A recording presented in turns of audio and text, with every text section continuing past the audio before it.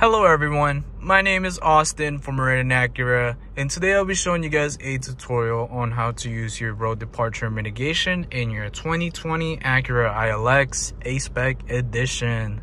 So, in order to access this feature, we must first go to the left side of the steering wheel.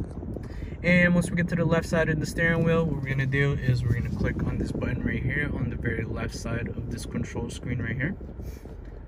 And green means it's on right now, and it'll indicate on the center display that the road departure mitigation is also on.